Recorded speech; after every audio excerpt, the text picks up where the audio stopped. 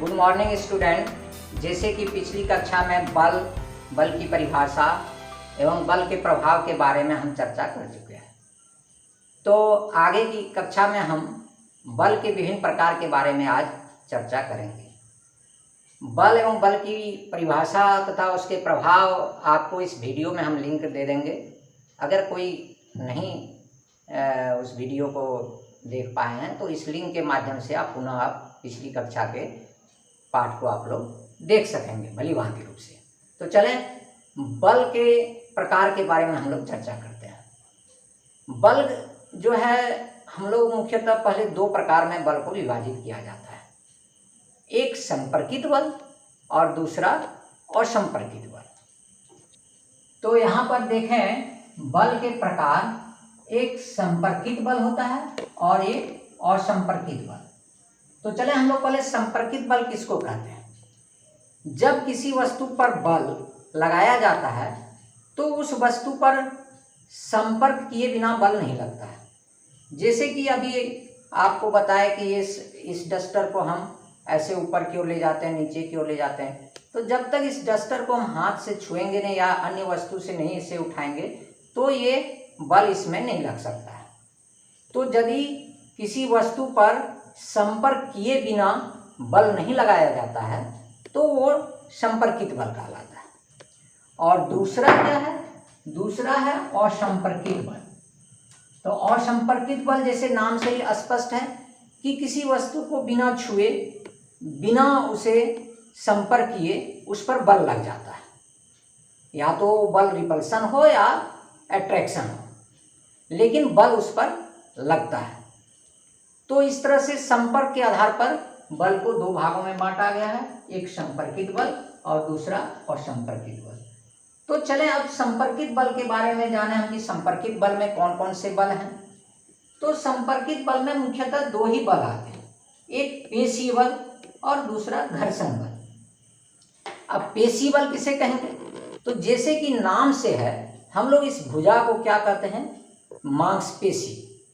मांसपेशी यानी जब हम अपने हाथों से बल लगाते हैं तो उसे हम लोग पेशी बल कहते हैं। अगर कोई किसी यंत्र का भी सहारा लेते हैं तो उसमें भी हम अपना हाथ का प्रयोग करते हैं। तो मांसपेशी के द्वारा लगाया हुआ गया बल पेशी बल कहलाता है। जैसे किसी वस्तु को हम उठा रहे हैं, किसी वस्तु को फेंक रहे हैं, किसी वस्तु को धकेल रहे हैं अपने हाथों से, तो ये सारे बल पेशी बल कहलाएंगे। दूसरा बल है घर्षण बल। घर्षण बल आपका एक विशेष चैप्टर भी है, अध्याय भी है, लेकिन यहाँ पर संक्षिप्त रूप में आपको बताते हैं। आप देखें इस टेबल को, देखिए यहाँ पर एक डस्टर रखा हुआ है। जब इस पर हम इधर से एक बल लगाते हैं तो या तो ये आगे बढ़ता है, ये जब नहीं बढ़ता है तो इसे और ज़्यादा जोर से करते तो धीरे धीरे आगे बढ़ता है। तो इसमें बल लगाने पर ये वस्तु और एक टेबल के बीच ये संपर्क सतह हो गया। तो एक वस्तु दूसरे वस्तु से संपर्कित बल होने के कारण संपर्क के में रहता है।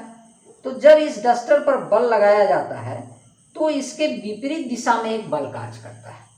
इस विपरीत दिशा में जो बल कार्य करता है इस वस्तु के गति का विरोध करता है। तो इस गति का जो विरोध करता है ऐसे बल को हम लोग घर्षण बल कहते हैं। संपर्कित बल में दो बल के बारे में आप जानकारी आपको प्राप्त हो गई है। अब चलें असंपर्कित बल। असंपर्कित बल में तीन बल का जिक्र किया गया है, एक गुरुत्वाकर्षण बल, एक चुंबकीय बल, एक स्थिर वैद्युत बल। अब जानिए गुरुत्वाकर्षण बल क्या है। गुरुत्वाकर्षण बल है जैसे ये हम गेंद को ऊपर फेंके, ये गेंद नीचे आ गया, फिर फेंके, फिर नीचे आ गया, यानी नीचे की ओर कोई बल इसे खींच रहा है, यानी ये बल पृथ्वी अपनी ओर खींचता है नीचे की ओर। इसलिए जब पृथ्वी से जो बल लगता है किसी वस्तु पर अपनी ओर खींचने हेतु उसे हम लोग गुरुत्वाकर्षणी बल कहते हैं।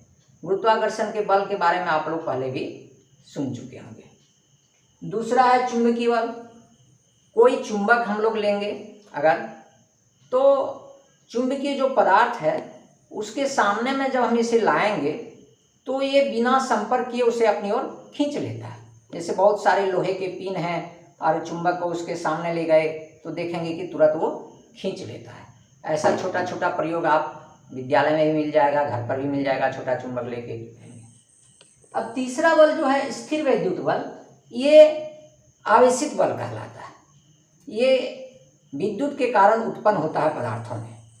किसी भी जो सुचालक पदार्थ है, तार है, उसमें विद्युत धारा प्रवाहित करते हैं तो उसके आसपास क्षेत्र जो है वो जो है एक चुंबकीय प्रभाव उत्पन्न हो जाता है, यानी आवेश के कारण वो वस्तु को अपनी ओर आकर्षित कर लेता है।